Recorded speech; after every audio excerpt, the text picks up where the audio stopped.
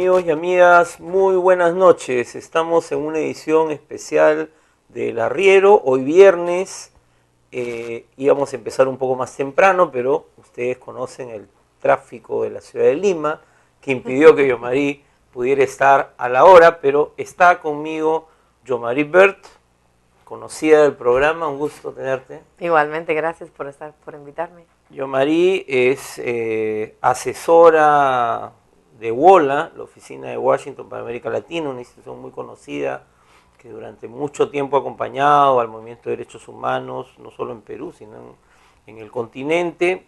También enseña ciencia política en la Universidad George Mason de Washington y tiene un proyecto muy interesante de seguimiento a los juicios por los crímenes, las violaciones a los derechos humanos en los años 80 hacia adelante. Pero Yomari vino a Lima en una semana en la cual el tema de los derechos humanos estuvo en el candelero. Toda la semana, Yomari. Sí. ¿Qué sentiste tú cuando veías a Marta Chávez todos los días en las portadas de los diarios? Bueno, cuando escuché la noticia la primera vez, yo pensé que era una broma de mal gusto, por cierto, Halloween. Una broma de Halloween, sí. Algo. Porque Marta Chávez y derechos humanos no son exactamente dos palabras que van juntos, ¿verdad? Claro. Su trayectoria es una trayectoria reconocida, tristemente, por quienes defendemos los derechos humanos. Ella ha sido una operadora de la dictadura fujimorista, una defensora de su política criminal de violaciones a los derechos humanos, un defensor del Grupo Colina, una persona que es conocida su trayectoria. Entonces, imaginar que ella iba a estar en un puesto en la Comisión de Derechos Humanos era risible. Además es una cosa extraña porque parte de las tareas era dar seguimiento no solo a la CBR, que ella quiere un poco más que quemar el informe, ¿no? Sí. De la Comisión de la Verdad, pero además también dar seguimiento a las instancias internacionales. Recordándonos de que el fujimorismo se retiró de Perú del sistema interamericano porque no les gustaron las sentencias de la Corte y en ciertos casos, ¿verdad? Ahora, Yomari, ¿por qué crees que ha podido pasar esto? Por suerte se ha anulado esta decisión, el Congreso, como siempre, después de que mete la pata, se ha dado cuenta de que era un error y han retrocedido por un trámite administrativo, como siempre hacen. Pero, ¿por qué crees que esto ha podido pasar? No, más allá de los acuerdos que se podían haber tomado al interior de las instancias que votaron a favor de ella, yo creo que sigue habiendo en el país una lucha muy fuerte de cómo recordar el pasado. Y el fujimorismo sigue siendo una fuerza viva que sigue teniendo ciertos discursos.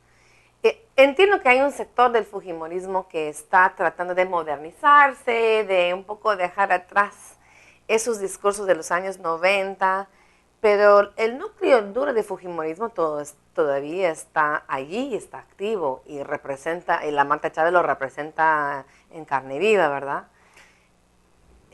Entonces, yo creo que el hecho de que el fujimorismo sigue vivo, sigue alentando un discurso y de pronto juega con otros sectores que tienen coincidencias de intereses, sectores del APRA, por ejemplo, sectores de las Fuerzas Armadas. Mauricio Mulder defendió el nombramiento y nos acusó a todos de intolerantes, y también Comercio, Perú 21, todos estos medios, ¿no? Solo faltaba que Abimael Guzmán no saliera a defenderla, porque todos estaban en lo mismo, en decir que lo que hay que ver es una amnistía, olvido, borrón y cuenta nueva. Ahora, a propósito de eso, pasando a otro tema que también se está discutiendo estos días, de repente has podido escuchar algo. Alberto Fujimori empezaba a dar declaraciones en radioprogramas del Perú, ¿no? Como un rotafono, ¿no? Llama cuando quiere y entra al aire y habla, opina.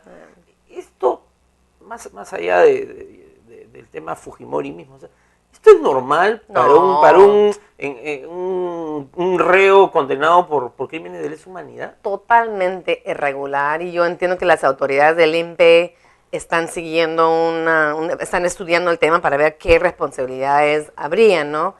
Pero imagínate que mañana llama a Abimael Guzmán a una radio y da declaraciones por tal tema.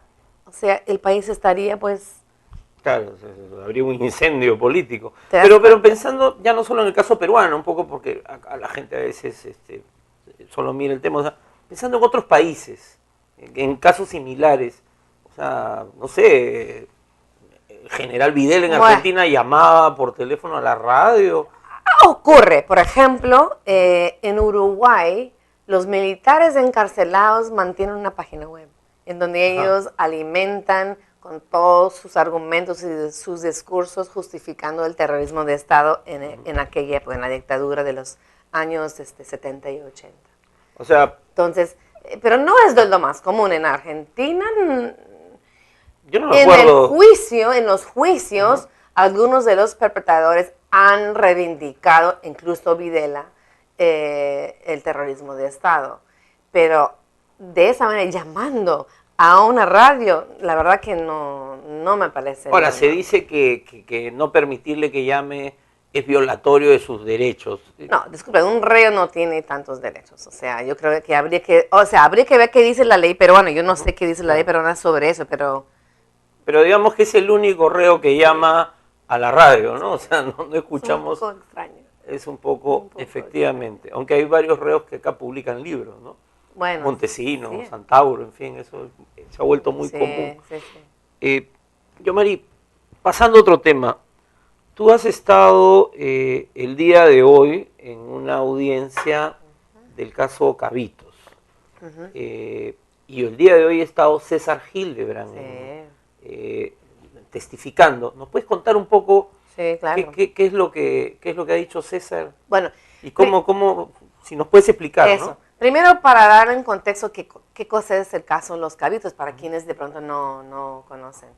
El cuartel militar Los Cabitos, que tiene su sede en Ayacucho, Huamanga, en la capital de Ayacucho, fue durante los años 80 y 90 el sede principal del Comando Político Militar. Y se convirtió en un centro de reclusión, detención, tortura, ejecución extrajudicial y desaparición forzada a través de esos años, pero especialmente en 83, 84 y 85. Y cientos de personas, si no más, pasaron por Cabitos y sufrieron esas violaciones a sus derechos humanos. La Comisión de la Verdad y Reconciliación investigó el caso Cabitos y recomendó ese caso como uno de los casos para ser judicializados. El Ministerio Público ha separado el caso en dos. Tienes entonces ahora Cabitos 83, que es el caso actualmente en el proceso judicial, y tienes Cabitos 84, 85, que todavía falta la acusación formal. Pero el patrón es lo mismo. Podríamos imaginar un solo caso con diferentes imputados por diferentes hechos, pero el patrón es lo mismo, porque se actuó de la misma manera durante 83, 4 y 5, pero son diferentes comandantes encargados de la base. Bueno, en ese juicio son 54 víctimas que han sufrido entre desaparición forzada, torturas, detenciones arbitrarias de ejecución extrajudicial. Okay. También hubieron casos de violencia sexual, pero no es una parte. Yeah. Bueno. Y son 7 imputados, entre ellos el general Briceños, que fue el jefe de comando político, el jefe de la comandancia, y 6 militares más. Uno que está fugitivo, se supone en Chile, el resto acuden a las audiencias, aunque no están encarcelados. En muy pocos casos están encarcelados los militares que tienen juicio abierto. El juicio ya tiene 2 años y medio, lo cual es un poco extraño. Pero han habido además ya varias audiencias, no solo en Lima, sino en Huamanga también. Han habido 3 o 4 creo. 3 o 4 veces que la sala se ha desplazado a Ayacucho a realizar audiencias e incluso una inspección ocular a la base, y a otras instalaciones de las Fuerzas Armadas y policiales que eran parte del circuito de detención y tortura, ¿no? La lentitud del proceso viene porque la Sala Penal Nacional, que en algún momento iba a ser dedicado exclusivamente a casos de derechos humanos y terrorismo, ahora ve todo tipo de casos. Corrupción, lavado de activos, narcotráfico, conflicto social. Entonces, los jueces están corriendo por todos lados. Pero al comienzo hubo una época en que el argumento que se usó para eso fue que no tenían mucha carga. No tenían mucha carga, pero ahora el problema es que tienen tanta carga que no pueden culminar un juicio en un tiempo adecuado. Porque 2 años y medio para un juicio es absurdo, tanto para la víctima como para el imputado. Claro, y además tratándose de violaciones que ocurrieron hace 20 o 30 años atrás. ¿No? Sí. Es un grave problema que hemos llamado la atención muchas veces, las organizaciones también han llamado la atención y no se ha podido dar respuesta. Yomari, tenemos que hacer un corte y volvemos para, ya que nos cuentes lo de la audiencia de hoy. Perfecto. Volvemos.